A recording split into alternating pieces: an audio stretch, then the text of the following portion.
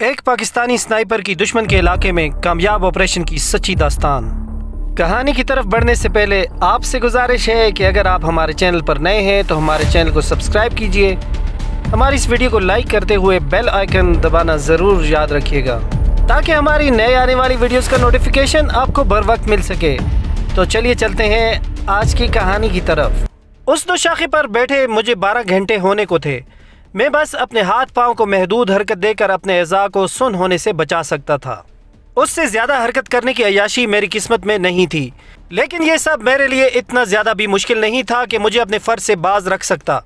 دوران ٹریننگ میں 36 گھنٹے اس سے بھی محدود جگہ پر بیٹھ کر گزارا کر چکا تھا، بلکہ ایک مرتبہ تو مجھے 48 گھنٹے گزارنے پڑ گئے تھے۔ لیکن اس میں بھی شک نہیں کہ ٹریننگ اور حقیقت میں زمین آسمان کا فرق ہوتا ہے۔ ٹریننگ ہوتی ہی غلطیاں سدھارنے کے لیے ہے، جبکہ حقیقت میں غلطی کرنے کا مطلب اپنی جان گنوانا ہوتا ہے۔ خاص کر ایک سنائپر کے لیے غلطی کا تصور ہی محال ہے۔ ہمارے اساتذہ کہا کرتے تھے کہ سنائپر کے پاس فائر کرنے کے لیے صرف ایک گولی ہوتی ہے۔ اگر وہ گولی ہدف کو نہ چھو سکے تو دردناک موت سنائپر کا مقدر بن جایا کرتی ہے۔ میرے پسندیدہ استاد راؤ تصور کا قول اس بارے میں اور بھی متشدد تھا۔ ان کے مطابق سنائپر کے پاس فائر کرنے کے لیے 2 گولیاں ہوتی ہیں، پہلی گولی ہدف کے لیے اور اگر وہ خطا ہو جائے تو دوسری گولی اپنے لیے، کیونکہ دشمن کے ہاتھ آنے کا مطلب زندہ درگور ہونا ہوتا ہے۔ البتہ گولی کے نشانے پر لگنے کی صورت میں ایسی افراتفری اور انتشار پھیلتا ہے کہ سنائپر کی طرف لوگوں کا دھیان ہٹ جاتا ہے۔ یوں بھی سنائپر کا ہدف اہم شخصیات کو ہی نشانہ بنانا ہوتا ہے، لیکن عملی زندگی میں آنے کے بعد یہ کہنے میں حق بجانب ہوں کہ اس کے برعکس ہونا بھی ممکن ہے، کیونکہ ایک بار ہمارا ایک ساتھی ناکام فائر کرنے کے بعد بھی اپنی جان بچانے میں کامیاب ہو گیا تھا، اور اس کی وجہ اس کا آئینی ارادہ، بہترین کیموفلاج اور نشانہ بازی میں اعلیٰ درجے کی مہارت تھی۔ گو اصل ہدف خوش قسمتی سے بچ گیا تھا، مگر اس کے 8-9 محافظ ہمارے سنائپر نے چن چن کر مار ڈالے تھے۔ مجبوراً دشمن کو سنائپر پکڑنے سے زیادہ اپنی جان بچانے کی فکر ہوئی اور وہ مزید کمک کی تلاش میں میدان چھوڑ کر بھاگ گئے۔ ان کی واپسی تک ہمارا ساتھی وہاں سے غائب ہو چکا تھا۔ در حقیقت ایک سنائپر کو نشانہ بازی میں مہارت کے ساتھ ذہنی طور پر بھی چاق و چوبند اور ہوشیار ہونا چاہیے تاکہ حالات کے مطابق بہتر فیصلہ کر سکے۔ اس کے ساتھ اسے چھپنے کی جگہ کا چناؤ کرتے وقت وہاں سے فرار ہونے کے رستوں کو بھی نگاہ میں رکھنا چاہیے کہ کسی بھی ناگہانی صورتحال میں وہاں سے بھاگ کر اپنی جان بچا سکے۔ اس وقت میرے ہاتھ میں آسٹریلیا کی بنی ایک SSG رائفل تھی، جسے سٹائر سنائپر رائفل کہتے ہیں۔ گو آج اس سے کئی گنا زیادہ بہترین اور معیاری رائفلیں دستیاب ہیں، مگر اس کا یہ مطلب نہیں کہ اس کی افادیت اچھی رائفلوں کی موجودگی میں کم ہو جائے۔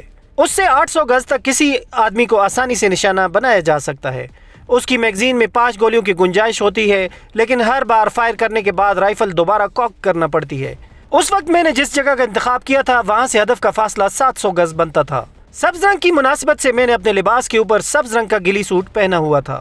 گلی سوٹ سنائپر کا وہ مخصوص لباس ہوتا ہے جو اسے علاقے کی مناسبت سے چھپنے میں مدد دیتا ہے۔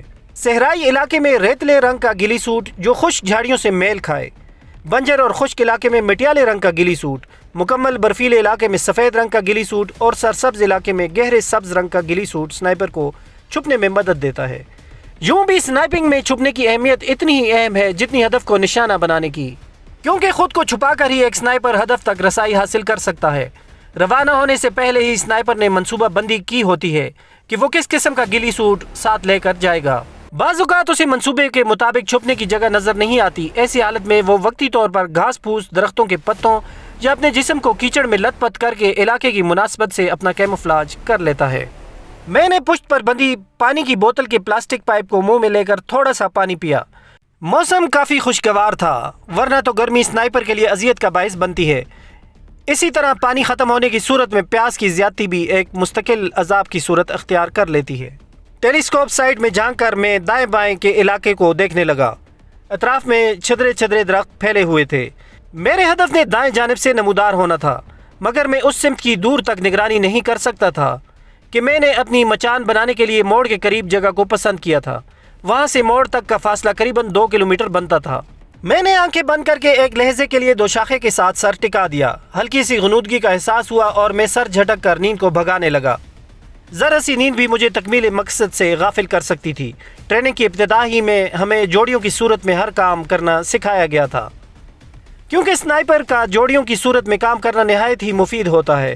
اس مشن میں میرا ساتھی حوالدار صادق تھا، मगर बदकिस्मती से सरहद पार करते हुए उसके पाँव में मोच आ गई थी और मुझे मजबूरन उसे यहाँ से चंद मील पीछे सरहद की जानिब एक महफूज मकाम पर छोड़ना पड़ गया था।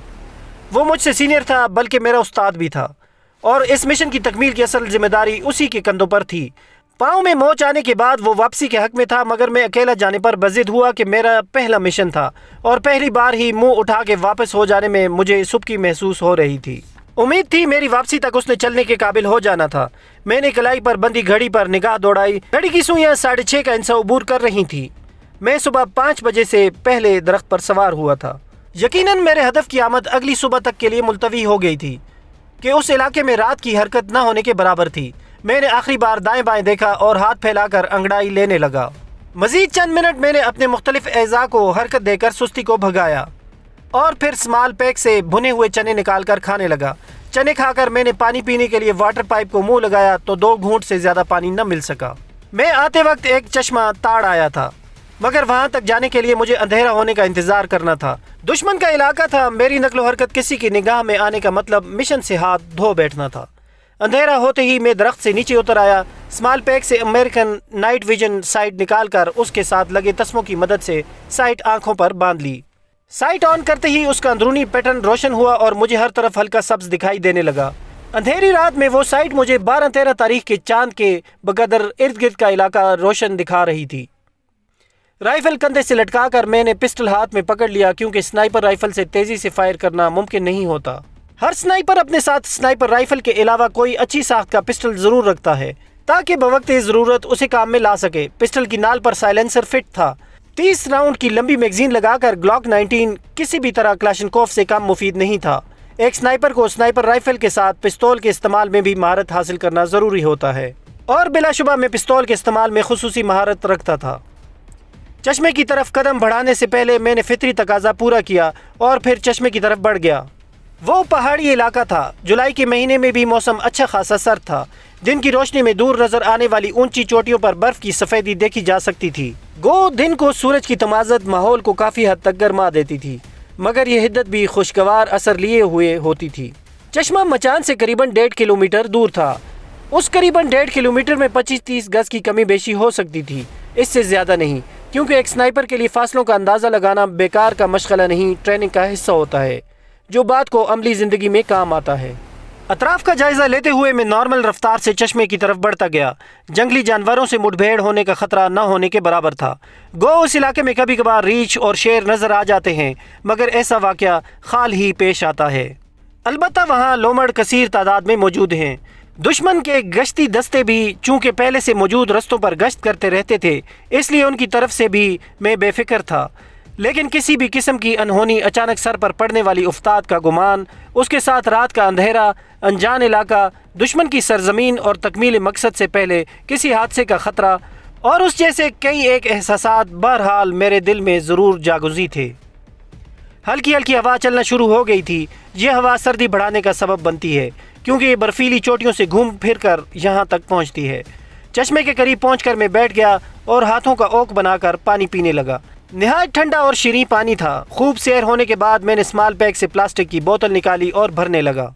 बोतल भरकर मैंने स्मॉल पैक में रखी और वापस चल पड़ा।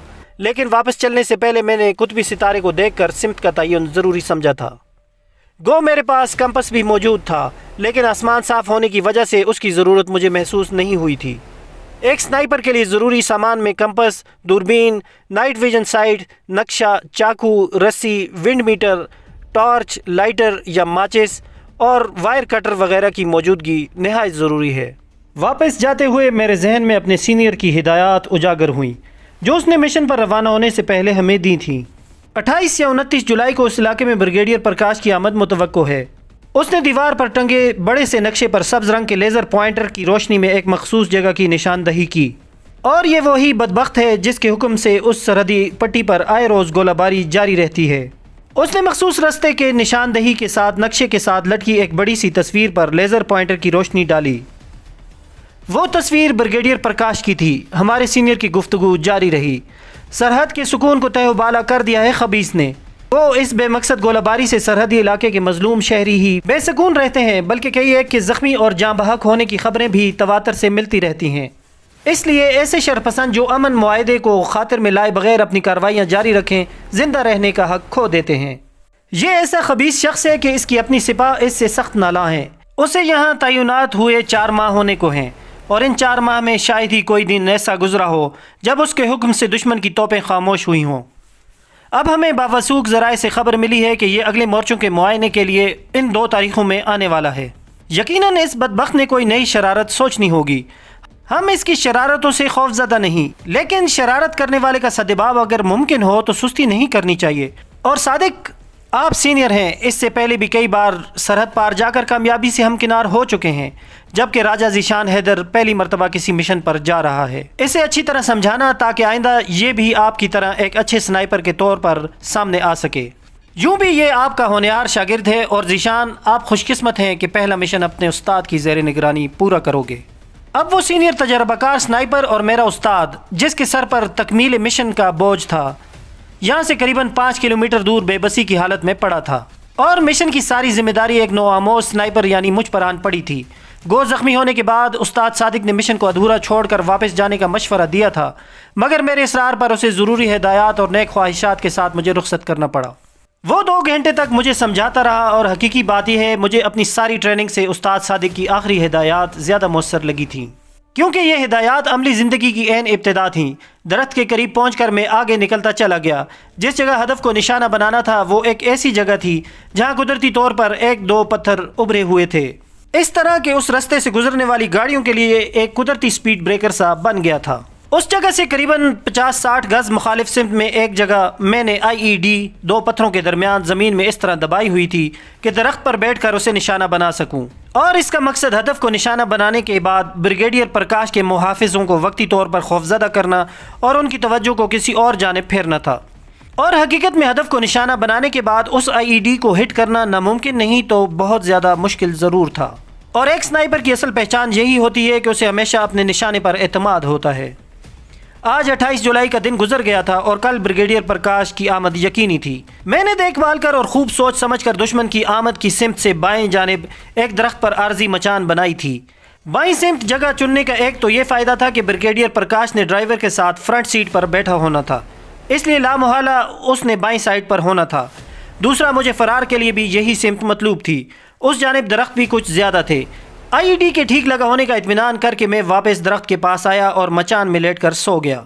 خود کو رسے سے باندھنا مجھے نہیں بھولا تھا، ورنہ دوسری صورت میں نیچے گر کر میں زخمی یا ہلاک ہو سکتا تھا۔ سارے دن کی تھکن اور بے آرامی کے باوجود میں رات کو اچھی طرح نہیں سو سکا تھا۔